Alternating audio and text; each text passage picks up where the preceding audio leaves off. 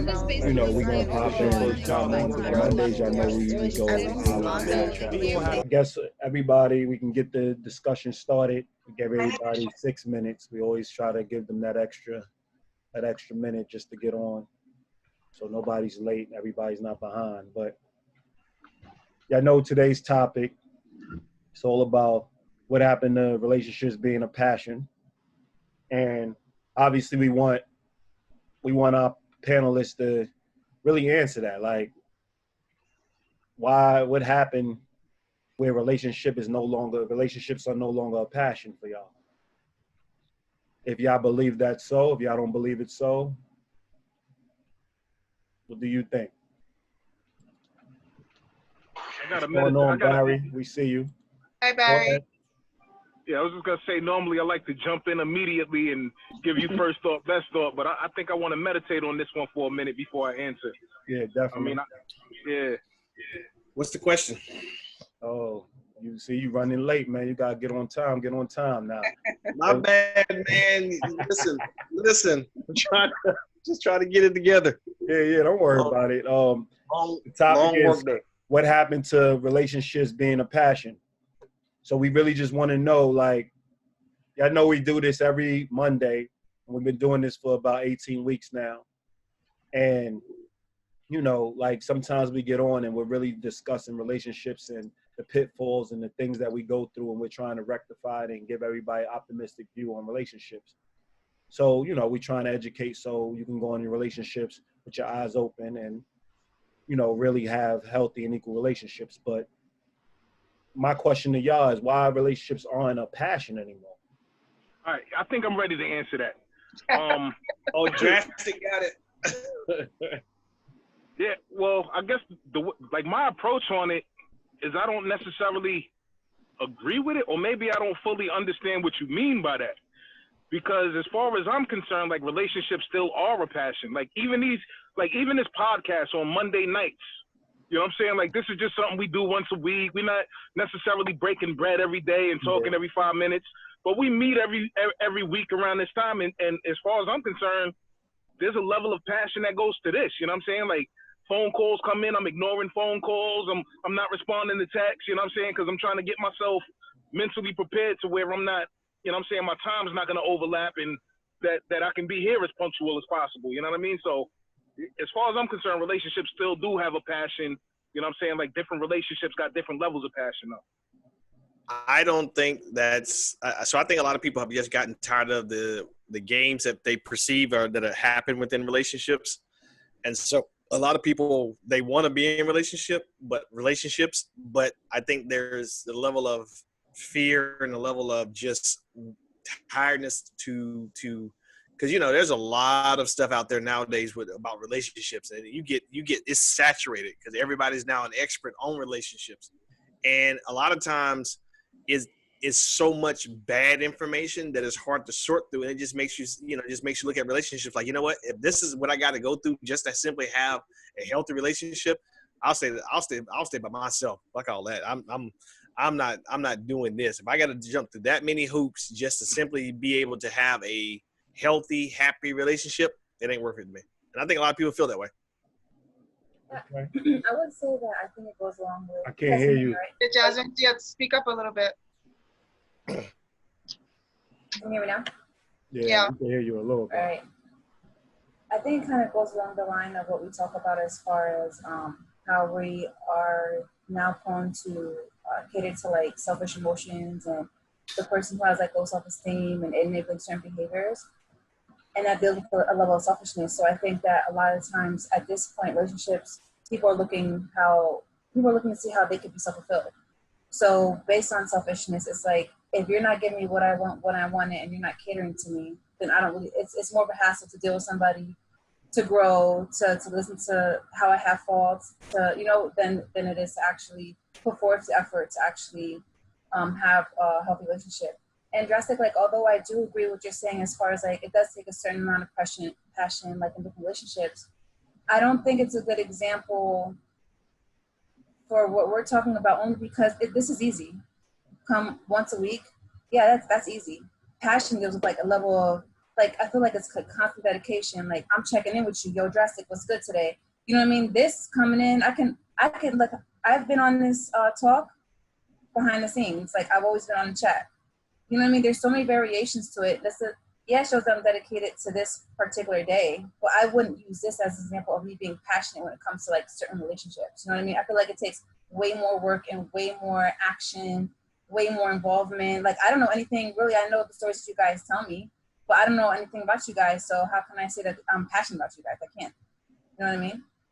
Yeah, but I mean, you can still be passionate about the interactions and stuff like that, and making sure that you're doing everything within your power to be present and to show up, right?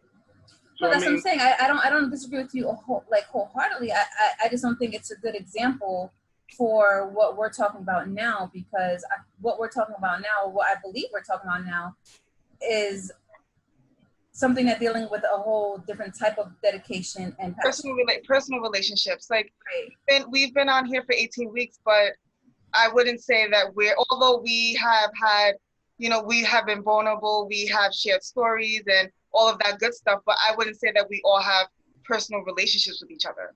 So when you think about personal relationships and passion within that, so yeah, you're passionate to show up every day, like you're passionate to go to work every day. You know what I mean? Like, there's certain things that go on in your day-to-day life or weekly that you are passionate about. But when we say passionate about relationships, we're really talking about personal relationships.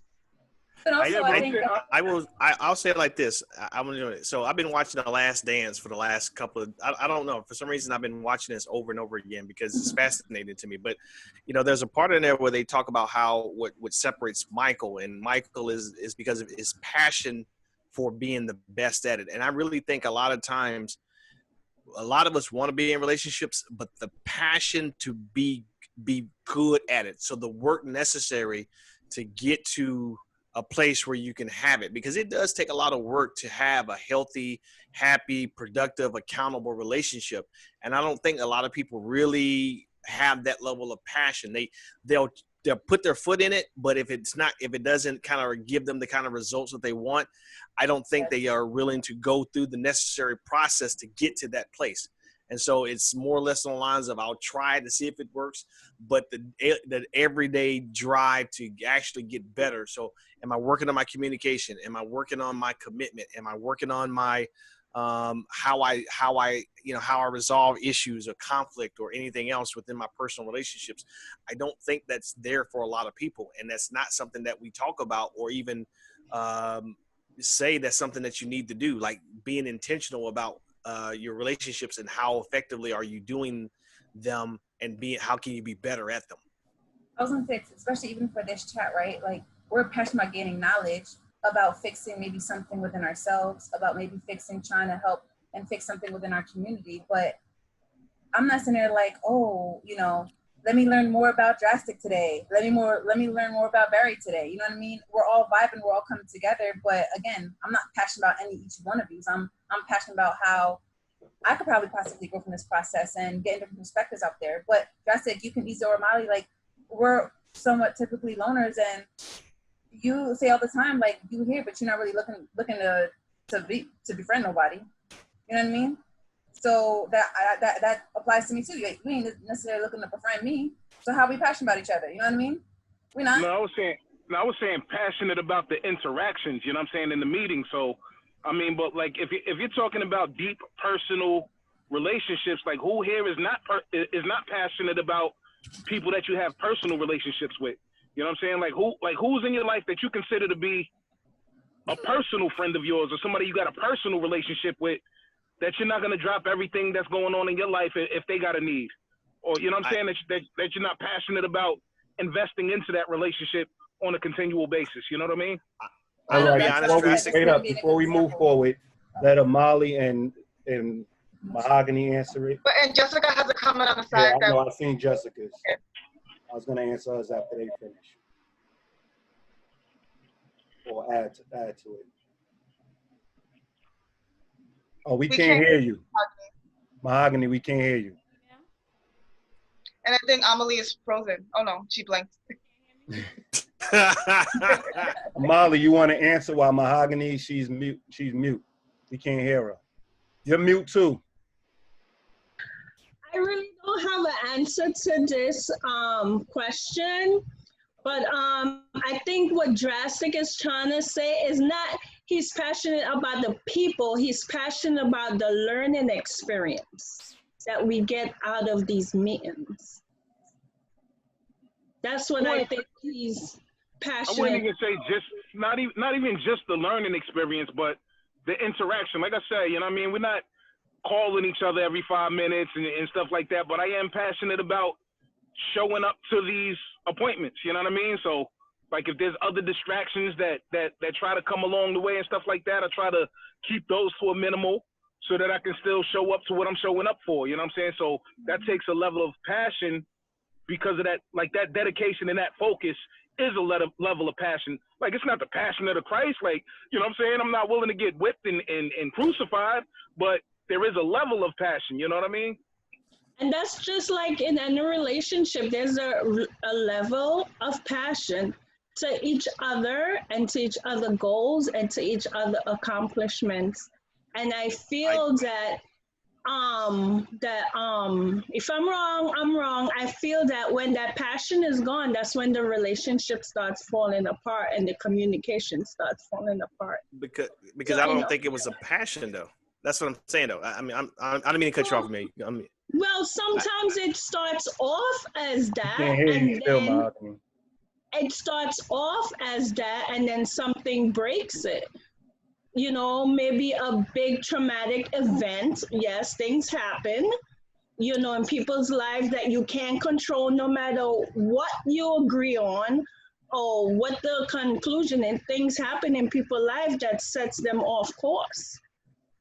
Go ahead. No, I mean, I would say this. I think a lot of times when we choose partners, a lot of people are not choosing, they're thinking what they could get out of the relationship and what they want, but they're not thinking about what they should be getting in return. Mm-hmm. So I think that's why the passion is not as passionate, because as soon as one of them is not getting what they want, it's over. Like you go in thinking, you should go into a relationship thinking what I bring to the table, what I can give, and what I should be getting in return. Mm-hmm. I used to have the bad habit of meeting guys, and it's all about what I can do for them, but they weren't matching that same energy or matching what I was giving to them. And It didn't really last that long, right? Because we were never on the same page to begin with. So I could have went and said, I'm passionate about us, but they weren't passionate about us. So I think that when you say what happens to the passion of relationships, it's really about two people coming together and really understanding what they both bring to each other. And then building on that. A lot of times it doesn't go that way. Like there's been times when I've had ex-boyfriends wanting to come back, and I had to take a step back and think, I will be a good girlfriend for you, but you're not going to be a good boyfriend for me. So I'm going to have to keep it moving. So, but I wasn't always honest with myself like that. You know what I mean? Like I would go with the flow or see if it can work one more time. But that solid piece that we needed to be successful, we didn't have it. So we were never going to probably work. And that's what I'm saying though, is that if you're going to be in a relationship, right, it's to me, it's two things. It's you do have to be passionate about the other person, but you have to be passionate about making the relationship the best that it possibly can be. Like you have to want to, because there's things that you're going to have to, and I'm sorry I'm using a basketball analogy, but it's kind of fresh in my mind. But it's, why do you go to the gym every day and get up 1,000 shots? It's because you're trying to get better at your craft. And if you're trying to be better in relationships, then you have to go put in the work, regardless of whether you're in a relationship at this point in time or not. There's still work that you got to do. So that way, when you get into a relationship, whether it's a romantic relationship or personal relationship, the work that you've put in, it will show. But then when you get into that relationship, you're passionate about seeing it, come to its fruition, or you're going to just watch two people, just one person give up all their energy trying to make it work and the other person does nothing because they're a taker or they're just taken from the relationship. So you do have to bring a level of passion to relationships that is somewhat more just than just seeing what I can get. It's, hey, I'm trying to make this relationship the best I possibly can be. Definitely. I mean, that's to Jessica's point. We can't hear you, Amali. That's to Jessica's point. Let me use this as an example, myself as an example, how I lost passion in a lot of different relationships, not romantically because I'm not there, but friendship wise and family wise. Like 2 years ago, I was hanging with the friends, calling my family members every day, making plans, doing this and doing this. And when my father died, all that passion about having friends and connecting with family members and going out and doing things with my kids, all of that died when I died. So when I say that sometimes passion is lost when something dramatic happens, that's an example of what happened to me. And I had to rebuild that because my father was the biggest part of my life. He was my best friend. He was my entire world. And when something that dramatic happened to you, it's hard. It's hard. You fall back. And that's what I did. I fall way back. People would call me, ask me how I'm doing, and I wouldn't even answer the phone. I would just look at the phone and be like, whatever. I wouldn't be doing, I stopped going to the gym. I stopped cooking. I was like in a very bad spot. So sometimes the passion is lost to certain relationships when something dramatic happens to you. And you can't say. Is that a lack of passion or priorities? Not even priorities. It was if you want to, I think it was, but you were depressed. I think that, you know, when you suffer from such a great loss, you were mentally shook and you were depressed, right? And because you were depressed, nothing else really mattered around you but the fact that you were depressed. You were not really in the right state of mind to connect with anyone. So to Barry's point, I wouldn't say that it was a lack of passion. You lost, your spirit took a hit and you lost the drive to connect with people. Mm-hmm. And again, like the thing is that when you sign up for a commitment, right, and you say that you're going to be there, instead of falling all the way back, you needed to lean all the way in, because that's the whole point of having people around you for those moments, not to be partying, going to the beach, doing whatever. It's really for when those people are around, like when you lose a family member that was near and dear to you and you need that support, you don't fall back, you lean in so that you can get the support that you need, so that you can still be passionate about the people that are still living. We can't control who dies around us, right? We can't control what's happening around us. As adults, like things happen every single day. People die, people lose their jobs, people find out they have cancer. There's just so many different things and variables that can happen through life, right? That's why you have a solid group of people around you to help you through that. So at that time, even though your dad died and that was traumatic for you, you were being a bad friend. You were being a bad sister. You was being a bad, I don't know if your mom is still alive, but you was being a bad daughter. You know what I mean? So because you were going through what you were going through. And that's not when you should say you're not passionate, because it's not about like you were depressed and you were in the right state of mind and you kind of just gave up on things in general. But I wouldn't consider it the same thing, but if you had things in place, I'm not saying that you may not have needed a day or two or whatever the case may be, but you would have leaned into your support instead of isolate yourself. Yeah, and that's kind of like what I was saying in the beginning too. It's like, although people wouldn't actually attach selfish to your state of being because you were depressed, essentially your actions were selfish. Yeah. And so a lot of times that's what I believe, like, and that's what I see. I experienced it myself. Like I had a kid, all of a sudden, everything became about the kid and nobody else. You know what I mean? That was a choice, and I made it, unconsciously, like, it was unintentional. But when it was brought to my attention, I continued to do the same thing. And then so it became intentional. It was selfish. It was what I wanted to do. I didn't care about, this person needs this. Oh, well, they're grown. They can deal with it. You know what I mean? So I'm being selfish, everybody. And I went through a small phase of depression when I had my child, because I felt like I wasn't doing anything. Like I wanted to completely involve myself around my child, but then I was also upset that I couldn't be hanging out with my friends and exercising when they were exercising and doing you know what I mean? So there was a part of me that kind of built a certain type of resentment or just anger, like that I didn't have that same type of freedom. But all of it was selfish. Call it what you want. But, my friends, they called me on it, and then I had to kind of reevaluate what the hell I was doing. Yeah, like Jessica was saying, like when you're in the right relationship, you're going to have passion for those relationships. But I heard I heard several different views on what we consider passion in a relationship. And from Drastic's point, the understanding is personal relationships. So when we say relationships, maybe that's lazy on our part. But anytime we're talking relationships here, we're just talking about the personal relationships, your village, the people around you. We're not talking about your coworkers. We're not even talking about your family members you don't hang out with. We're talking about the people that actually are the anchors in your support. So when we say why you're not passionate about relationships, we can now look at the actual relationships you're putting in day-to-day work with, period. Everything else is like, okay, this person needs support, I'm there. This person needs, you'll drop everything to look out for a day, but that's not dedication. That's not 100% support. That's just making sure that, you're a good human being. You see somebody in need that you care about, you're making sure you're present to get them out of the circumstance, and then you go back to live action. You know what I mean? But our overall question is really about why we're not passionate about the growth of having a mentality to build healthier and equal relationships. Why is that not a daily practice? People practice to get money. People practice to go, they wake up every day, like Amali says, she wakes up and she'll work overtime. You know what I mean? Because she has responsibilities. She has things on her plate that she wants to, take care of, things of that nature. Now, it's not necessarily a passion, but whoever she's doing it for is a passion. And she's doing it for a kid, so that's a passion. So when you look at like me and Amali were friends and she never came over to my house and she never did anything, I would look at that and say, yeah, she can show up and work overtime and make sure her kids are fed.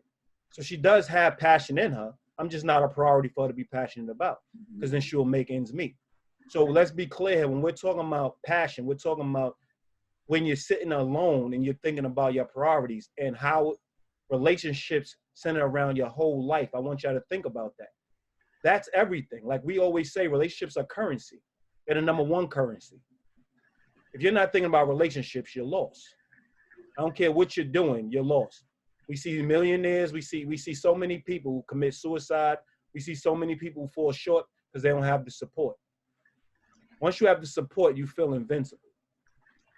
So when we're talking about relationships, the topic really came up because we was talking to Drastic and Amali in the last discussion, and I'm like, wait up, why are they loners? Like all these people in this world and they're loners. Like they take pride in it. And we're like, yo, what gets you to that point? Because I'm sure as a kid, it wasn't the same way. Well, I know for a fact, Drastic, it wasn't the same way. Amali, I know from on here, but I grew up with Drastic. And I know that wasn't the case. I know the bonding was there. I know he reached out. I know he was big on connecting. I know he's big on having a long-term partner. I know he was big on, like, growing up, I know these things. So, the main thing we hear all the time is the traumatic experiences. Looking at relationships and connecting it to trauma over to joy. You know what I mean? Because if you connected it to joy, would you be a loner still? That would be the question. If you connected relationships to pure joy, would you not be chasing it?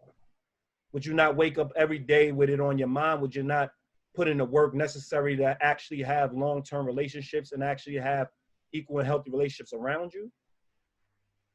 Because taking care of yourself is having great relationships. Like what Amali was saying, there's no way her father died and we're not getting on her behind. Like there's no way we're not knocking on her door. There's no way she's not getting pulled out that depression because she's not in the greatest state of mind. So at that point, she's depressed and she's working through a place of weakness. So it's our job now as friends to say, okay, she's working through a place of weakness. We are in a stronger place right now. We know what she has to get back to. You get what I'm saying? Because she's mourning. She's going through a traumatic experience. A tragedy happened. But you pull closer, like Jerry said, to the people who's alive. Because somebody that died, when you disconnect, and now you start not really dealing with the living, what does that do? It pushes your support away. Yeah. And I'm sorry we bringing them tears out of Molly, but You know, we gotta, you know, we have to shoot it.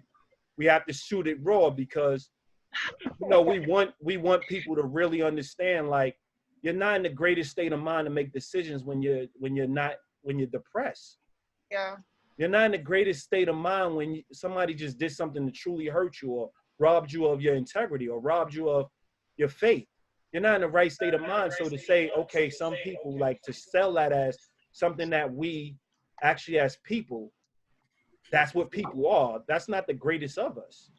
Closing off to our support, that's not the greatest of us. So though people do it, it's not something that an educator would ever preach. An educator would ever educate anybody on. Because that's a state of mind, that's a state of being, and at the time it's a sickness. It's not, you're not in the greatest state of mind. So we need to understand practicing relationships start with the day-to-day grind of how you look at relationships.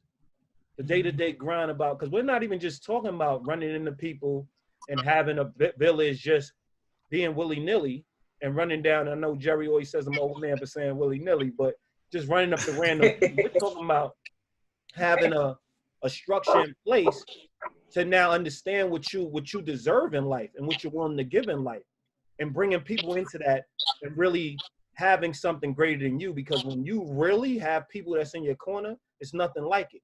And that's why we do this. Love is a group journey, because it's nothing like it once you have it. When you don't have it, we watch people all the time downplay it as if it's nothing and we can live with other things. But when you are in that raw state, who's there? Who's truly there? Because I like to say I'm a real strong human being, but like there's times I lost people. It feels like they died. I lost relationships. Like I couldn't get out of bed. And if I wasn't willing to take the advice of the stronger people around me, I'd be still in that bed. And I'll be walking around talking about people aren't good. And I was hurt. But I didn't live in that because I have the practice. I understand that it's not about that. Can you hear me now? Go ahead, Mahogany. You know, it's the mute button. My phone, I don't know what happened. Now it was my computer, I don't know. So I had to get on my phone. But give me the question one more time. I'm sorry. What happened to relationships being a passion? Oh, okay. Well, I think you already answered that. Mm-hmm. That's what happens when you're late. When you're late. What's the topic? What's your take on it though? You still can give your take. My take is pretty much most people are wounded. You know, most people are wounded and they're dealing from a wounded space. So when you're hurt, when you're dealing from a place of you feel like historically relationships have done you harm, you put it lower on your priority list. And your mindset about it is different because you don't attach it to positivity. So now you kind of put yourself in a mindset of, I don't need that, I don't need that, I don't need that, because you're just trying to protect yourself from being hurt. But the reality is, like, majority of the people who say they don't need it, as soon as they find something that they feel at the moment is a good relationship, they all in. They scared. They usually ruin it because of their fear. But as far as like initially getting in, you see them glowing. You see the joy within it, so you know that they can't really feel the way that they've been speaking. It's all fair. It's all fair, is what I think. Definitely. What about you, Jessica? I agree with Mahogany 100% with that. 100%. Give me your But take. I also feel that, you know, if you start off passionate, that's easy. The hard part is maintaining that passion. So it's very easy to get distracted, kind of like what Jasmine said. You know, you have a kid and all of a sudden your focus shifts. So I know that's the hardest part for me, I think, is putting in the work every day to make sure that the people that you care about are your priority, and that's where your effort goes. Isn't that the downfall of a lot of relationships, is because all of a sudden something else becomes their priority, and then all of a sudden the energy that it takes to, be passionate about that individual or that person isn't there, and then there's a disconnect, and then all of a sudden that person is feeling like you don't, that you don't feel, they don't, hey. And one-sided situations. And so when you don't choose wisely and you're not with someone who's just as passionate about you as you are with them, how do you keep that passion? Or people get lazy, I think, and they're just taking. That's and they forget to give. That's us and our decisions, right? Yeah.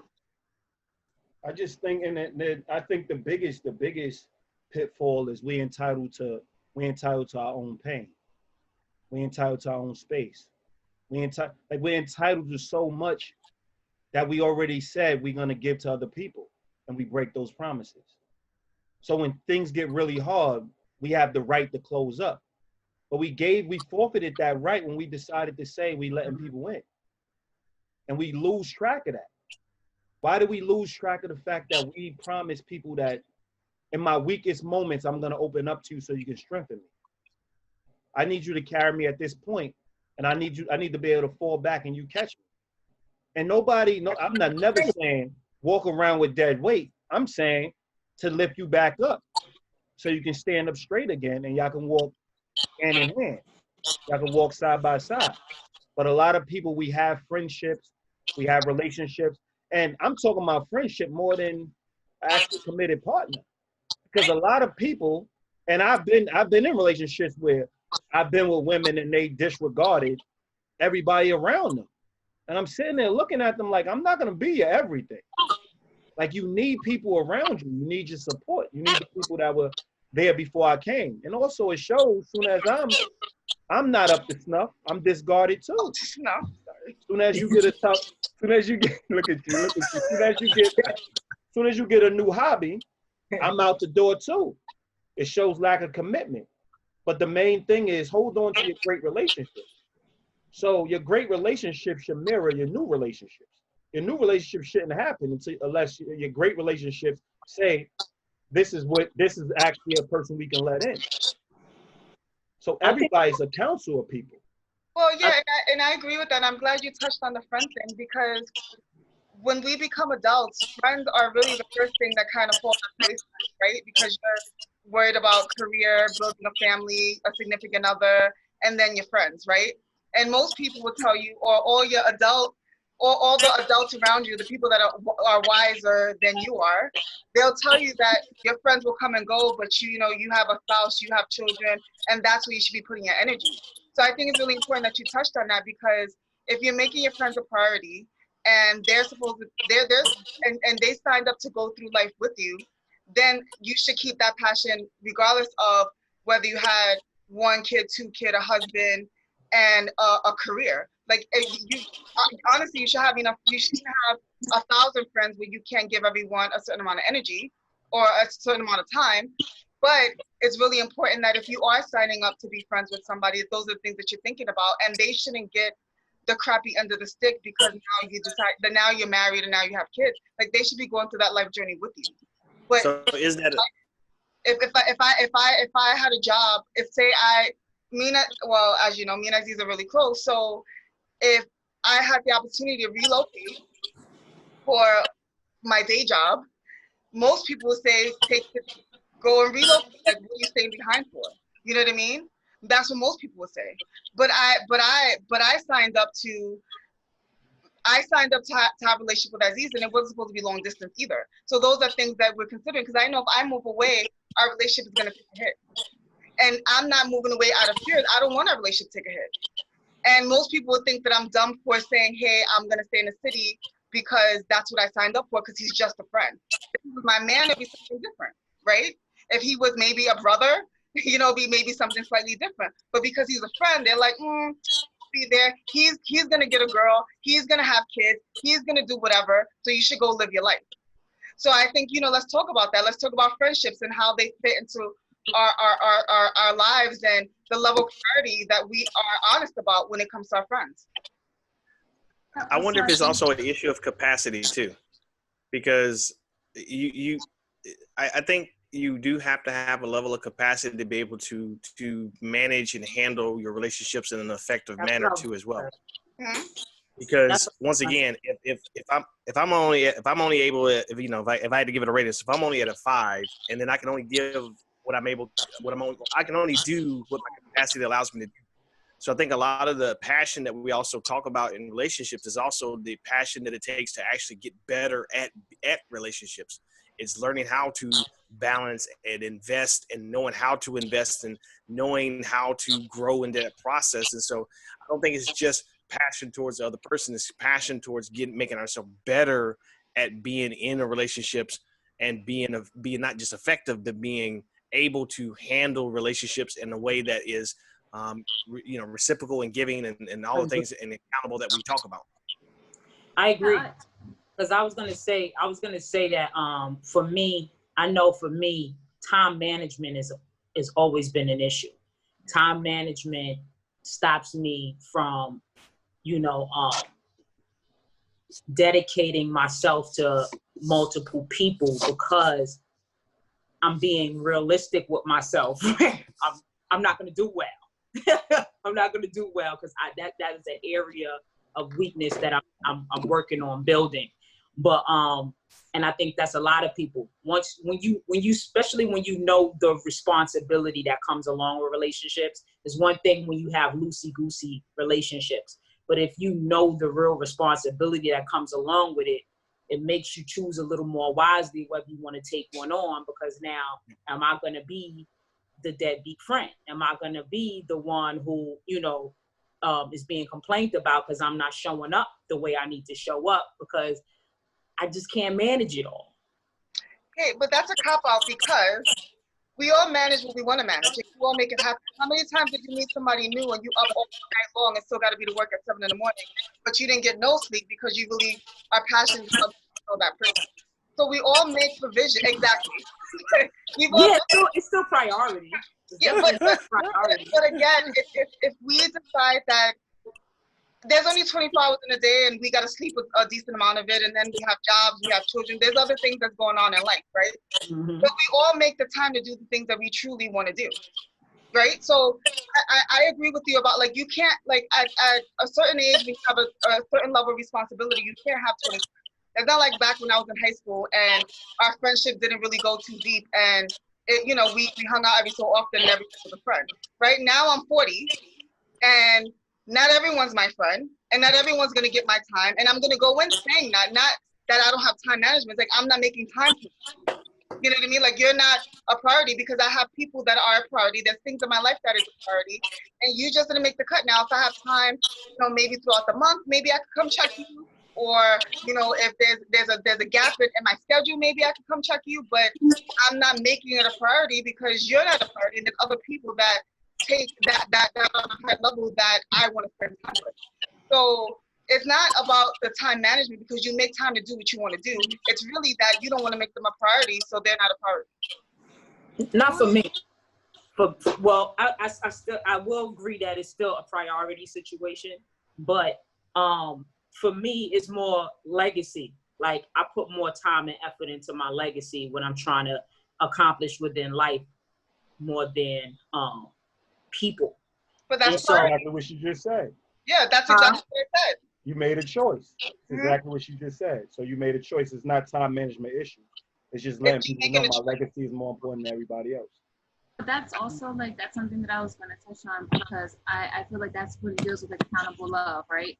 Like, it's perpetuated that we have the right, and to connect all back to what you're saying, Aziz, it's perpetuated that we are entitled to do what we want, to invest in how you want, to be depressed, to, you know what I mean? We have all of this entitlement, and we don't have no accountability for any contracts that we sign up, because we should be allowed to be depressed after pregnancy. You should be allowed to be depressed after having a loss of a family member, because we want to dive into our legacy. We should be allowed to say, hey, listen, you felt a wayside. You know what I mean? So I think that that's a big part of what like what I'm getting out of this too, which is our culture perpetuates selfishness. We're allowed to do whatever we want because it suits what we want and what we deem as important. We need time, instead of really pushing the idea that we need other people at the end of the day. I mean, it's part of our survival needs. You know what I mean? We need other people. You know what I mean? So I think that's a huge thing. Like our culture perpetuates non-accountability for relationships at best. I would even go even further and say your legacy should be ingrained into your relationship. You get what I'm saying? You go in understanding, like, you understand this person is driven in this Somebody has feedback. Could you mute? Yeah, I don't know. Whoever's not talking, could you mute? There's feedback. I'll mute too. Hello? Yeah, I can hear it better. So it should be ingrained in their legacy. Like, you know that this person, you know you want to do X, Y, and Z. And I'm not even going to say legacy. I'm going to go a step further, purpose. Because it's beyond your legacy. Like, you believe you was put on this earth to do what you're doing. So it's your purpose. And your purpose, like, let's be clear here, like, even when we talk biblical, there were still disciples. Like, your purpose needs other people to actually help you through it, because when the world is weighing on you, you need those people to hold you up and remind you how great you are. It doesn't just happen alone. And if we can walk around and act like it happens alone, we can put on that face and act like it happens alone. But I know it doesn't happen alone. So it's important to build your foundation first. And then I strongly believe your purpose will be absolute at that point, because nothing can stop it, because it's a circle. You have a circle of people that really, really keep on reinforcing that purpose, really keep on making sure that they're passionate about you enough to know this is where it goes. We're not even saying, remember I mentioned last time that Martin Luther King was the mouthpiece, but there was people around him that did all the background stuff that made him so great. That greatness wasn't alone. And you can name any other person that's great, and they always have somebody to thank. You know what I mean? So you don't have to like not show up for relationships, or you don't have to not have relationships, because let's be clear, we're encouraging people to have relationships. We're encouraging people to have healthy relationships. We're not encouraging people to be kumbaya with everybody that they come across to build this strong, united group. We're just talking about making sure they have a core group of people that enhance their quality of life. And that also means when you're out there grinding and you're out there making sure that ends need to be met, you still have those people that understand what's going on, and those people that are actually as dedicated to building and making sure the friendship maintains. I got to remind you, like, yo, you just worked 3 days straight. Like, you're going to make time for us. Not that, oh, you know, I understand you worked 3 days straight. No, we didn't sign on for that. We signed on because you're going to need a break. You need time to really hang out, regroup, and then get that energy again. So it's bigger than that. You know, like when you're having kids, like, to believe that you do it alone, there's a lot of people that did it alone and they stressed out and they believe that that's what it was about. No, you're stressed out because you didn't employ other people to assist you. You should not have to leave work every time the school calls. Every time your child may be in danger. It should be a support there. Every time you're going through stuff, there should be a support there. It's bigger than that. We all fall on money issues. There's going to be people that can, yo, listen, I believe in you so much. Here's half my savings. I believe you're going to succeed. They're supporting you in so many different ways, and we just focus on how they take it from us and how they taking time from us. But we're talking about people being invested in you. We're talking about a passion. People being invested in each person in the relationship, and really knowing what they need, not just what they want, but what they need to actually be the best they can be. And we are saying nobody can be the best they can be alone. For me, sometimes it's, you said that we should rely on our friends, our relationship, but sometimes for me personally, well, not sometimes, all the times, it's hard for me to do that because I feel that they have their burdens too, and I don't want to add to their burdens. So I just keep what I'm going through to myself, or whatever I have to deal with, I deal with on my own. But did they tell you that? I see it. Like, they will come to me with what's going on with them, and I'll try to help them, but I wouldn't go to help them to ask for help. Yeah, but you have burdens too, and they come to you. To me and ask me and tell me all their problems, and if I can help them fix this, if I can help them do this, but I would never go to them because I feel that they have so much on their plate themselves. So why should I add to their stress? But did you just hear what Aziz said? They know that you also have stuff going on, but they still come to you. And how does it make you accountable to them? Most of the time I don't tell them, most of the times I don't tell them. I give them little bits of pieces. So how is that being accountable? So how's that being accountable? Yeah, how are you being a good friend? By helping them. But they have to have the ability to help you. Vulnerability is everything. Let them disappoint you if that's the case. I'm tired of being disappointed though. But allow them to disappoint you because you're in a relationship with them. Yeah. And right now you're making it one-sided. As long as you have breath, don't never be tired of being disappointed. Anybody that made it in this world was told no a million times. Yeah, true. So no. Do you want a strong relationship? Do you want people you can rely on? Yeah, I do, but I'm doing okay without it, right? Yeah. What are you? Ask yourself, are you? You keeping a bunch of things to yourself. You're not really putting forth the effort to actually have the support necessary. And what's a burden to you is probably not a burden to them. Yeah. They probably can help you with your problem faster than you can help them with theirs. Think about it. Give them a chance. You have to open up and give people a chance to be there for you. Aziz, this is one thing Aziz always tell me. It's like you have the God, like he always tell me, like you got the God complex because what makes you think so you can handle everything, but they can't handle nothing. You know what I mean? And that, like, when he says to me, because like that's kind of how I am at work too. It's like, oh, I got it. Oh, I'll help you, whatever.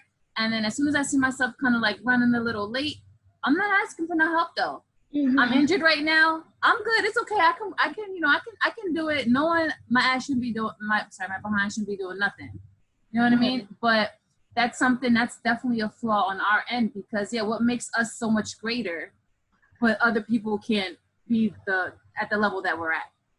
Yeah, and how can we truly strive for equal relationships when we're taking on the bulk of the relationship and we're not even allowing a person to help me or help you? You know what I mean? Like it's one-sided. So that gets old real quick, right? Like, so everyone is using Amali as the sounding board. She's the problem solver. She's my rock. But who's your rock? You have all these friends who are helping with their problems. Like, who's helping you? Who's supporting you? Who's listening to you? Who's making sure that you're not retreating and going back into your shell and making sure that you're leaning on them for support? Who's doing that? No, she ain't even giving them a chance to do that. And that's where the problem lies. You're not even giving them a chance to do that. So how you calling them your friend? Any friendship, anything that's not give and take is not a personal relationship. Right now, you're their counselor. Yeah, pretty much. And I have a counselor that I go to and I pay for every month. So I tell them my problems, but I don't tell my friends my problems. But your friends are so I guess the question would be I think the question would be is then how can you really, like they said, like how can you consider them friends? Because they're nobody's accountable to anybody. I mean, you just said you have a counselor. So you pay the counselor a certain amount of money and you have an expectation that they're going to do exactly what you say they're going to do because there's an agreement there. But we've been talking about this over the last couple of weeks since I joined that being in a relationship, you have to be accountable. Because I have to be accountable. There's a certain level of expectation that comes along with being in a relationship with me, just like I would expect that someone, if they're in a relationship with me, they have an expectation that I'm going to fulfill that part of the agreement that we talked about and said that we're supposed to do. And so I think a lot of times it's that because, yes, we've been disappointed in relationships, we don't really want, we say we're friends, but we don't really want to go through the rigors of developing and being accountable and holding each other accountable for the work that it comes to being a friend or even in a romantic relationship. And so that's the issue to me that I think we have talked about up front when it comes to passion. Passion is that, listen, I am passionate about your life just as much as I am. And I'm passionate about seeing you successful just as much as I'm seeing myself successful.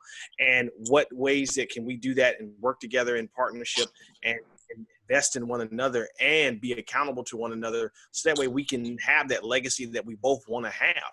And it takes a level of work to get there. And if you're not willing to put in the work, then you're going to do certain things, which is, hey, you know what? I can't trust anybody. So you know what? I'll just do it on my own. And that you fall back into the same old patterns of doing the same stuff. And then that doesn't get you anywhere. Well, yeah, you have to go in with believing all of those things, right? So when you are depressed or you just had a kid and you prefer to just, put all your energy into this kid, you have to have something that would kind of level set you to think, like, this is not what everyone signed up for. Like, everyone didn't sign up for me to take on, just to put my blinders on and only worried about what's in front of me, because that's for me at the moment. You know what I mean? So I think that's something that, yeah, everyone needs to go in understanding what they truly believe in and sharing that with people so they know what they're signing up for. If I'm friends with Jasmine and she says, you know what, it's been my lifelong goal of mine to be a parent and only worry about parenting. You know what I mean? That she's telling me that she doesn't really have the energy to focus on a friendship, right? And she's like, that's what I really, truly want to do. But if she says, you know what, I always believed in a village and I want to raise my son with my friends, and then she retreats to the room and kind of has her blinders on or she has tunnel vision and only worried about son, now I have something to hold her to. Right? I could say, you know what, Jasmine, that's not what we discussed. You said that this is going to be a family affair. We were going to be a village. I was going to be a part of the process, not you take on the wall, take on every responsibility with your son, and I'm not going to be a part of it. You know what I mean? So, but we had to have had the discussion on what we both wanted out the relationship, what she believed in, and did it work for us? So I think that that's really important as well. People go into friendships and they don't, and I've been guilty of it, don't have the discussion. They kind of just let things organically happen, right? 1 minute we cool, we just go on a brunch together sometimes, and then now is the weekends, then we going away on trips, and our kids are around each other, and before you know it, we're spending holidays, birthdays, whatever, but we didn't really create a solid foundation. It just we were just going with the flow the whole entire time.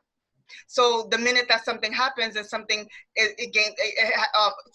is more of a priority, that person may be left on the sideline because it's like, you don't really have to hold me to anything. I didn't agree that we were going to have this level of friendship. It kind of happened. Okay.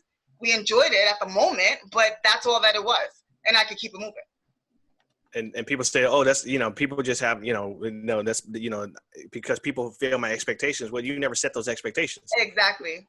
Because you never said that this is my commitment to you is this, and I'm gonna spell it out for you. And so now you understand what I mean when I say what, when it comes to our relationship. So there is no clear. And if I don't meet that expectation or, I don't meet that agreement, then you have to go back and reassess. But at the same token, if there's just, like you said, we just go in, like we do that in romantic relationships. We just go into the relationship and we never stop and say, hold on. What are we actually agreeing to do and be in this relationship towards each other, and what is our expectations and what things do we set? We just kind of let it kind of happen because we're enamored with the feelings of everything, and then all of a sudden when that person fails our expectation, it causes conflict and issues, and that person's like, I never said I was going to do that. I never said I was going to be like that. So now what? And so I think you're absolutely right, Jay, is that you got to sit down and have that conversation and say, okay, up front, let's talk about what this actually is and what type of relationship it's going to be, and what we are going to be accountable to, and verbally say it. Don't just kind of assume that is, but actually say it and come to a real agreement with it. Yeah, but unfortunately, that's not enough sometimes, you know what I mean? Like, you can have conversations with certain people and they just, they're just being bobbleheads. Like, yeah, I agree with everything you say. But then they do the complete opposite of what they agreed to, Like, I've been in situations like that. So it's like, for like, just having the conversation is not enough. Like, for one, you gotta you know, you put these disciplines in place to have a quality relationship, but it got to be with quality people at the same time, you know? So, you know what I'm saying? That's part of where I'm at. Like, I don't plan on being Oscar the Grouch, you know what I'm saying? Like, living in the trash can by myself for the rest of my life. But at the same time, like, I don't agree with the philosophy of just run through people, you know what I'm saying? Just go through this person, go through that person until you find, like, I'd rather be a one shot, one kill type of person. Let me just pick the right person the first time, you know what I mean? I mean, you talking about friendships, or you talking about like a romantic partner? Yeah, all the above. Friendships, romantic partner, all of that. You know what I'm saying? Before I commit, like, let me evaluate, make sure it's a person worth committing to. You know what I'm saying? Whether it's a friendship, whether it's a romantic partner, whatever it is, like, you know what I'm saying? I'd rather not just touch on that. Okay. I don't know if the message is being misunderstood. I think it's not about like going through multiple people, but it is about like you do when you see somebody that, or you get in contact with somebody that actually piques your interest, right? You're not committed to them yet. They're not your friend. They're not your romantic partner.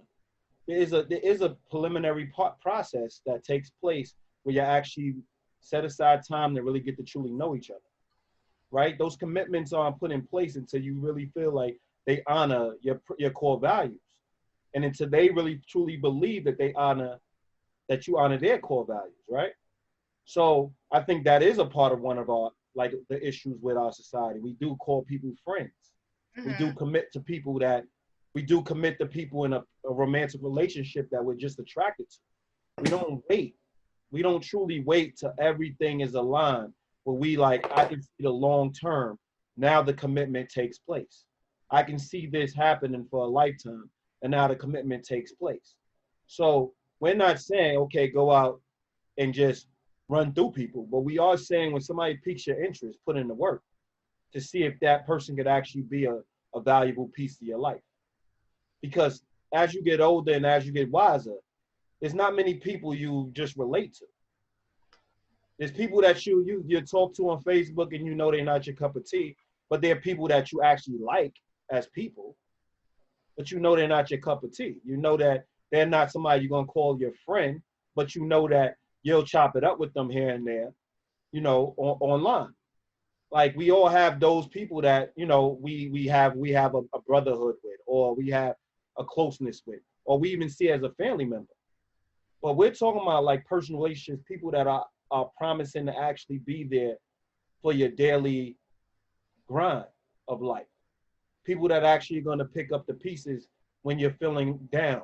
They're going to actually party with you when it's time to party. They're going to actually plan life with you. You get what I'm saying? And that's going to take a commitment. That's going to take having a clear understanding, like, who is this person as an individual before we become a team. You're not going to just sign anybody to your team. Yeah, it breaks your team down. But if you go in automatically thinking, yo, this guilty until proven innocent, like, we all know that's bad. We all know that's bad when it's happening to us on any level. Well, we're talking about the state of our society now, or we're talking about our relationships. We all know it's bad, but we still do it when it's convenient. Yeah. So when you're saying what you're saying, drastic, or like, let's say Amali is saying what the person is already guilty of doing something they didn't even do yet. I'm not even telling my friends this because they're guilty. But you can do it anytime you want. You can be the law anytime you want, but they can't. You don't want the law to be the law. Think about it. You gotta practice what you preach. If you expect vulnerability, you have to give it. If you expect friendship, you expect all in, you have to be all in. You can't have a scapegoat. Like, yo, I've been hurt in my past, so I keep the walls up. I'm not climbing no walls. Yeah, I'm over that too. I'm not climbing no walls. I'm not a wall climber. I'm not Nightcrawler. Let me get on the organ real quick. Hold on. I'm getting on the organ. That's what I'm saying. I look people in the face and say, oh, you got this issue? I don't understand. Once somebody tells me in my relationship that I don't understand, that means you don't have the capacity to get me to understand. That already means we at a disadvantage. Because I should understand based on the fact that you're explaining it. Based on the fact that you're going to put in the work so I understand. So I never listen to people, you don't understand. I don't even give that to people. I make sure that I'm clear in my delivery so they have a full understanding and they can continue to ask questions so we can get on the same page. That's putting in the work. You know what, too? I just wanted to intervene open too because it takes me back to our conversation last week, Jessica, about like how at one point you were like, you know, you admitted that you didn't really put in the work in your past relationships, right? And then you went ahead and was just like, but you know, you can't trust nobody, whatever. And I'm like, how can you base that off of your past relationships when you know that you didn't fully do your part to have strong relationships back then? And I kind of feel like it's kind of replaying in this conversation because it's kind of like you can't expect every, like when you do find a good set of whatever, like of people, right? Let's say a good 2 people, even in those 2 people, like there's been times where Aziz has challenged me because I wasn't being a good friend.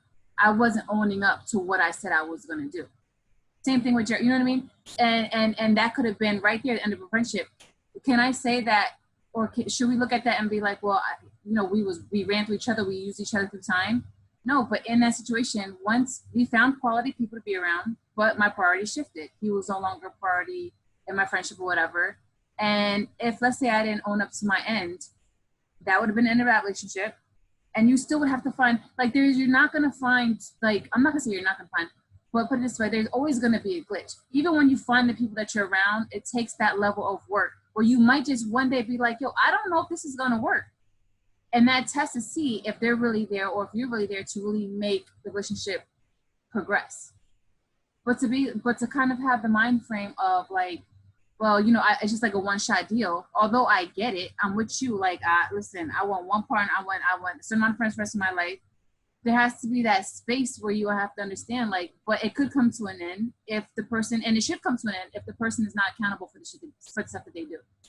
You know what I mean? Or they should cut you off if you're not being accountable for who you are and what you signed up for.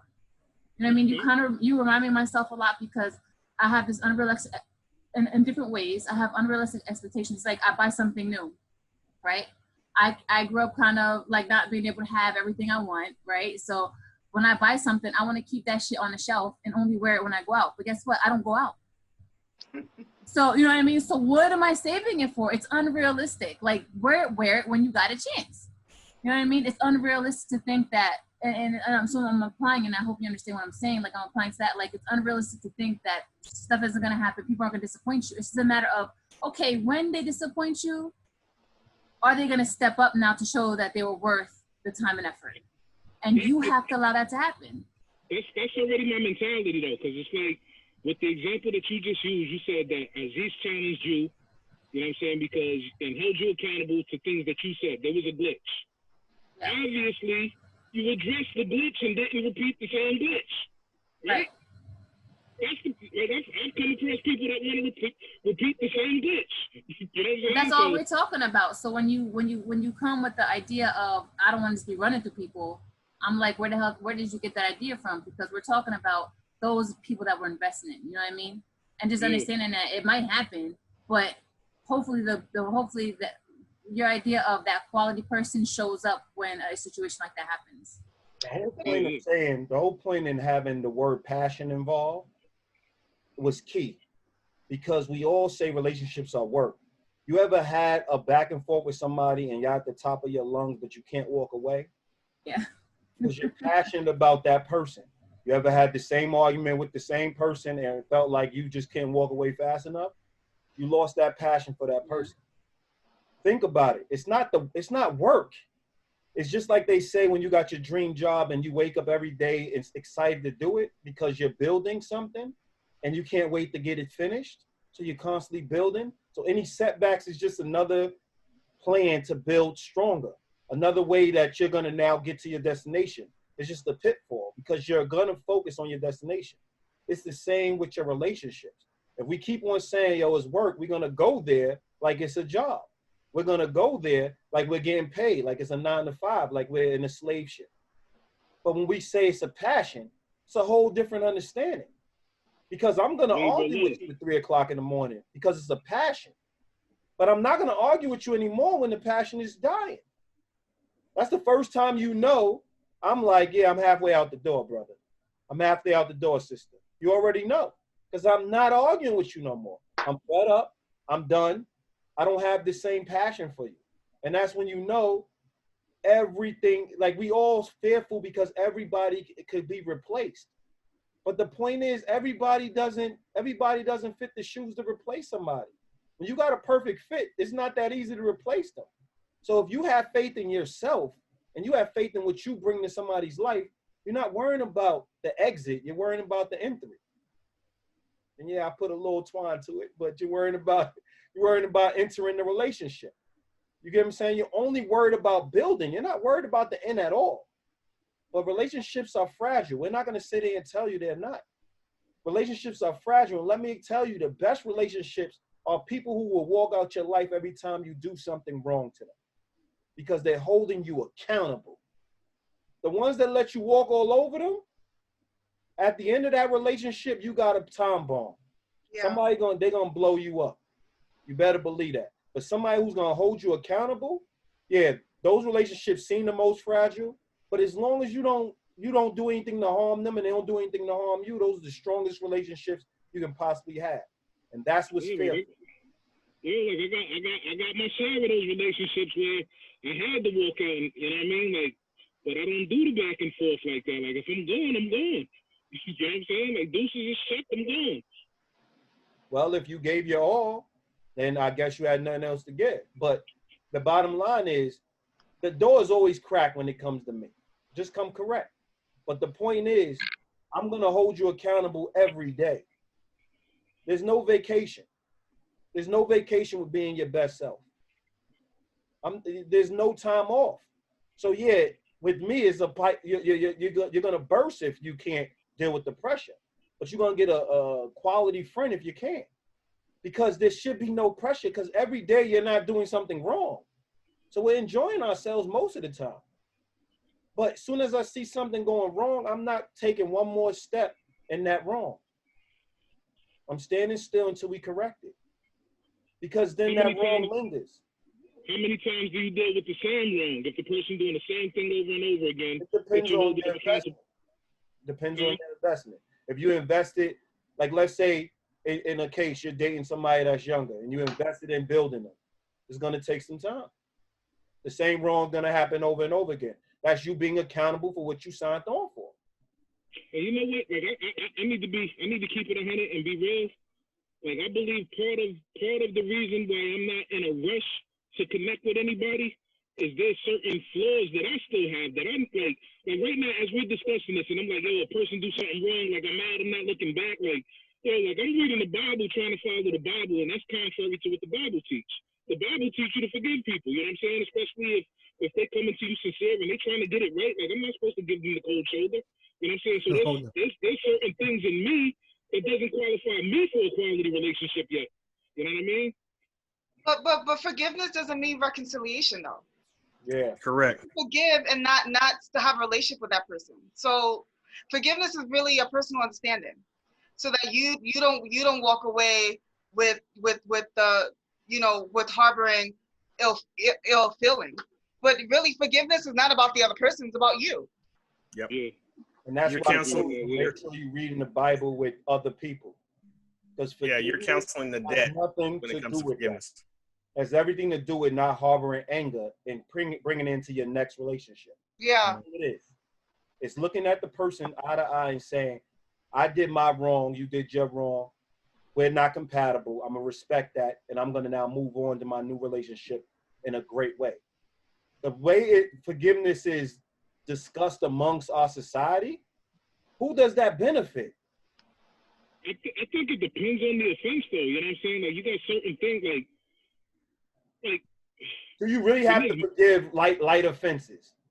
Like, do you truly have to forgive light offenses? Like, when we're dealing with things, when we're dealing with forgiveness, we're typically talking about abuse. We typically talking about cheating. We typically talking about stealing. We typically talking about a betrayal of trust that is hard to get over. Nobody's talking about you ate my sandwich in the refrigerator. Yeah. So I'm upset about you eating my sandwich. Talking about because we know you like to get in your bag, man. when we're talking about forgiveness, most of the time we're talking about forgiving somebody that done caused us extreme harm. And we're being coached into forgiving those people. And I'm like, who does that benefit? Yeah. Who does that benefit? The violator. Again, that's what I'm saying. Who does that benefit? That's not benefiting the person that's constantly on their grind, constantly making sure the relationship stays whole. That's benefiting the person that was too childish to be in a relationship, decided to just do everything possible in the relationship. When it was time to grow, they wasn't willing to grow. They blamed you for all kinds of stuff. They called you controlling. They called you nasty. They called you all kinds of things. And when they went out in the world and realized you was the best thing that ever happened to them, they came back, hands and knees, and you're supposed to say, come back, baby. No, it's not how that works. I moved on. I got somebody else that's actually benefiting from the fact that I went hard. Well, even if I don't got nobody else, I still moved on and not going back to you. This is what I'm saying. It could be that case. But I'm not, the guilt thing, there's no place in relationships for guilt trips. So if you're using something like forgiveness that's supposed to be a tool to benefit us and grow in us and make sure that we don't harbor hate, and start using it to get over, start using it to manipulate the relationship, start using it as a way I can just do anything I want and people should still stand still and wait for me, that's when it becomes horrible. Absolutely. Like Reset on Facebook, a codependency, and we don't like to use all the psychological terms because, we know them, but we don't want to have to break them all down. But at the same time, I think everybody knows what codependency is, and we get to a place where we're relying on a person versus building with a person. We're not telling you to rely on your friends. We're telling you to have a community with your friends.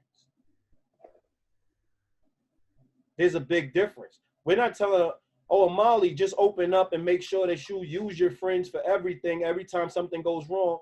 No, there is a level of I can actually solve a problem, but bring them in. Talk to them about it.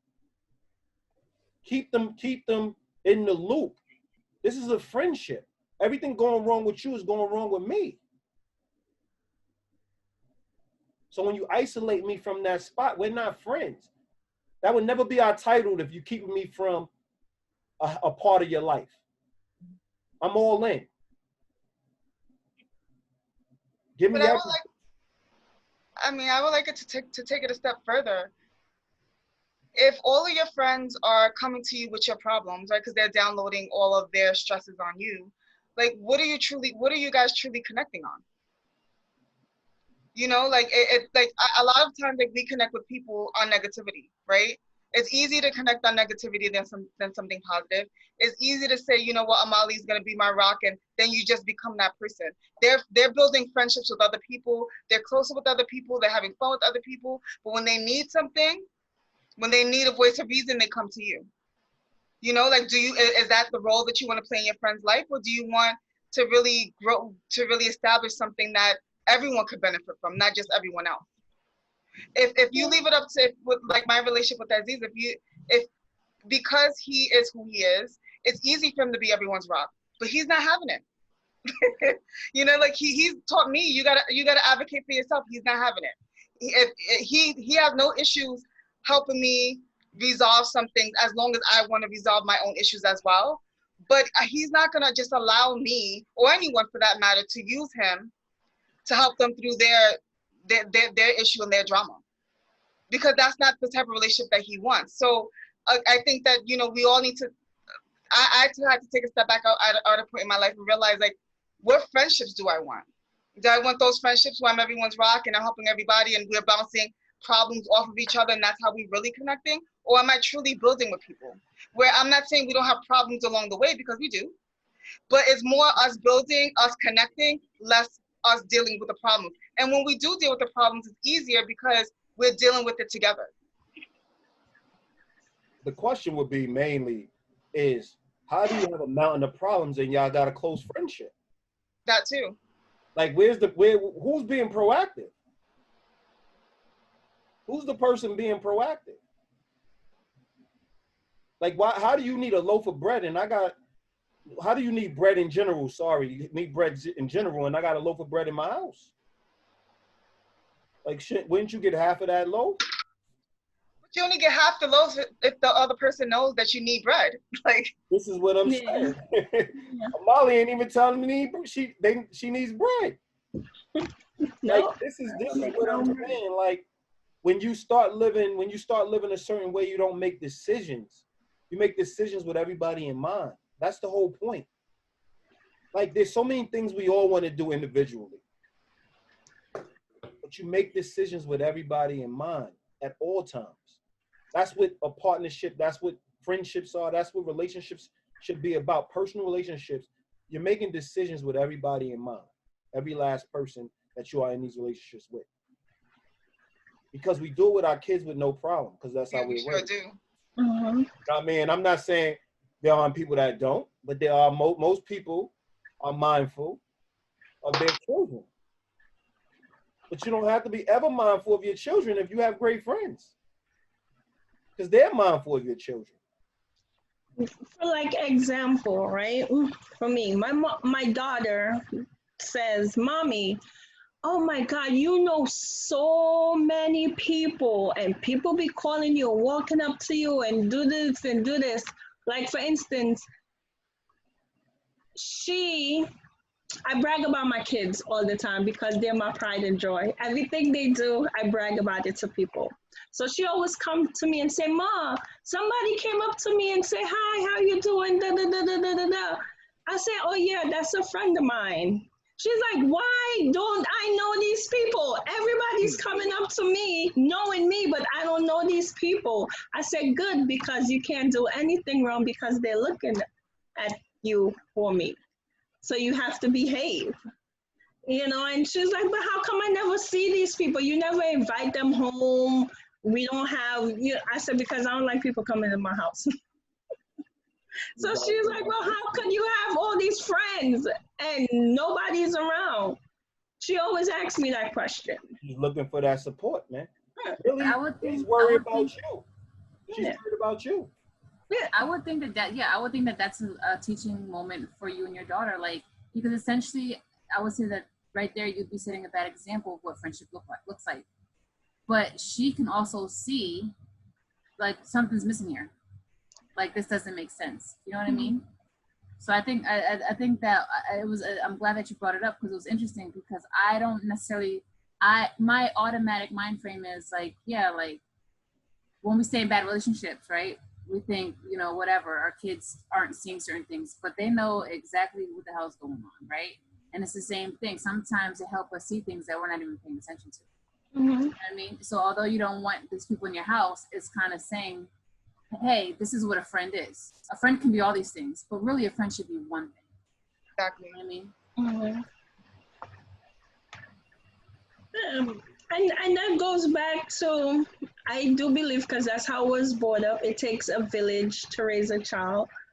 So that's why when she says to me, "Mommy, these people coming up to me and saying, 'Hi, how you doing? Is everything okay? How's your mom? Blah, blah, blah.'" She's like, "All these people know me and I don't know these people." And like I tell her, "Yeah, because I have eyes watching you everywhere you go. So you can't get away with anything. So you have to have manners and respect when you're outside of my home." So I do have the concept of it takes a village and the friendship and the give and take. But it's like, I don't know how to give of myself fully yet.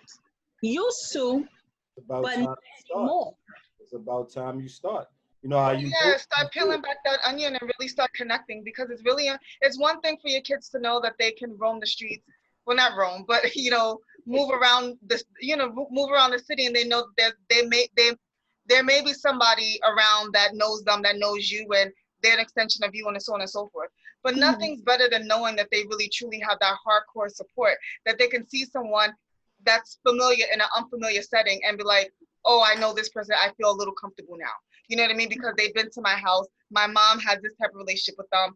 It's really important that they see that, not just know of it and know like in the concept of it all. Like they're gonna have your back if they see something happening, they're gonna, you know, they're gonna let me know. They're gonna notify me. I have eyes on you, but they need that extra level of support. That's really important, and that's why she's asking. Kids are asking because she wants it too.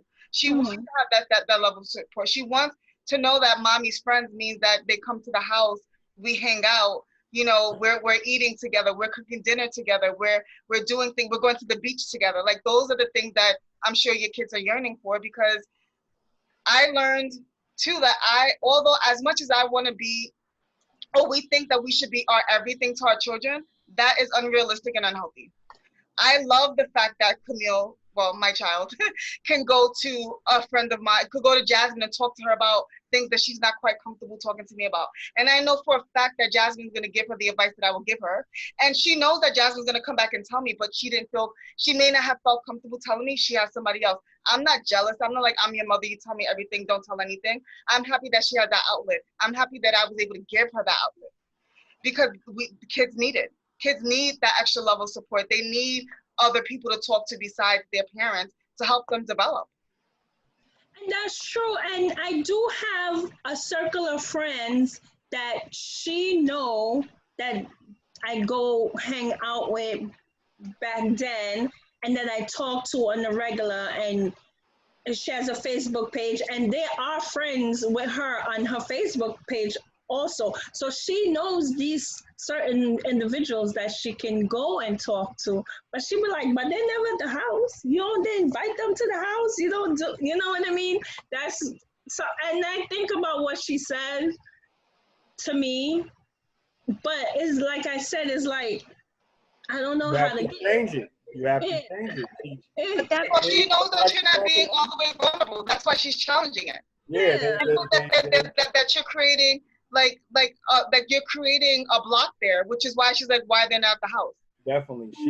She's asking questions. She's old enough to start challenging certain things. She's probably been thinking it for a while, but she's challenging certain things. And it's time to open up, because when we think about it, the people we invite in our house is the people we trust. Exactly. We don't invite in our house. We don't bring our wild girlfriend home or our wild boyfriend home. So like the sad thing about our society is respect just means judgmental nowadays. Everybody we respect is judgmental to us. We don't want to bring the wrong people around, but really they're our sounding board. They're the people that show us. If you can't bring them around them, you probably shouldn't be around them. Absolutely. So they're really the people that give us our checks and balances. So if you're not around people you can have around your kids, you really need to start thinking about the people you have around you. Because all of them should be able to be around your kids. But they can. Like, I have really long-term friendship. I have my best friend that I've been friends with since 92.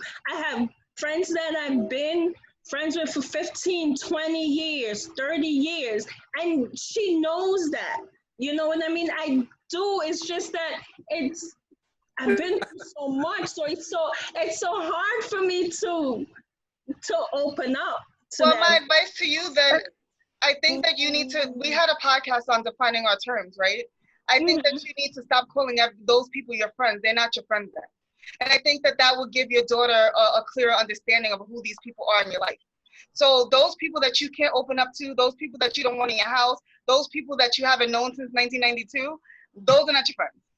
I think that you need to be clear on who they are, give them the proper label so that your daughter could kind of understand who they are, the role that they play in your life, and know that they're mommy's acquaintance, but her friends look like this. They're her family members. Yeah. They're people you've known for a long time that you still can get down with. They're your family members. You go to a barbecue, you can go hang out. They're your family members. But a friend is intertwined in your life. There's a big difference. Like, you have to really think about what friendship is. You know yeah, that's what I was gonna say. Like, you need, I think, it's big for all of us, and not just to focus on you, Molly, but it's just like, defining our terms. You know what I mean? Like, defining terms. What does friendship mean to me? And I think even if you define, okay, this is what a friend means, maybe it'll be easier for you to be vulnerable. But when you have a whole bunch of people, you're calling a whole variety of level of people that you know your friends, why would you be vulnerable with any one of, like, your beliefs about what a friendship is kind of everywhere from what it seems, right? But if you identify, okay, define, this is what a friend is, maybe those people you'll learn to be more vulnerable with and start to actually be able to build a friendship with. Or maybe the definition that you come up with or that any one of us come up with, we realize that other people around us fit that term. You know what I'm saying? So I think in that regard, like, and all of us in some way or shape or form, like, really need to look at that, and that can help us grow in these conversations. But you gotta even ask yourself if you a friend. Like, yeah, coming right to a point that. where you're not even their friend. Like, I wouldn't call you a friend if you're saying this on a chat. Yeah, I'd be like, wait a Molly, I'm like, who am I? Like that, like, let's be for real here. If I'm sitting back looking, I'm like, yo, this is not my friend. Yeah. Like, she's not even opening up to me. So you're not being a quality friend. And that's just the reality of it. So you have to start being a quality friend to expect quality friend. You got the wall up, of course. The wall's gonna be up. You get what I'm saying? So, but you know, it's 10:32. Went over 2 minutes. Went a little over. We never do that, huh? I know, but this was a really good conversation, and whoever didn't get the opportunity to share, share it, because it's a really good one. And Molly, thank you for being vulnerable. I know that we focused a lot on the examples that you gave, and but it was good. And I think that your stories and everything that you shared is going to help other people as well with our feedback. So if you didn't share it. Thanks everyone for joining. If you didn't subscribe to our text messages, you can subscribe by texting LoveSnobs to 39970. If you haven't checked out our website, check out our website, loveisagreatjourney.com, where we have all of our media. Some of the old podcasts that we talked about, defining your terms, all that stuff is on our LoveSnob media page, that you can check that out as well. And it's been another eventful discussion, so thank you. Thank you. Have a good night. Yo, Jess. It's nice to see you, man. Oh yeah, nice to see you, Jessica. He finally fell asleep. So yeah, I say we were available the same day. I know. I couldn't believe it. The two moms. All right, enjoy, everybody. All right, bye guys. Bye everyone. Bye. Bye, Drastic. Bye, Daya.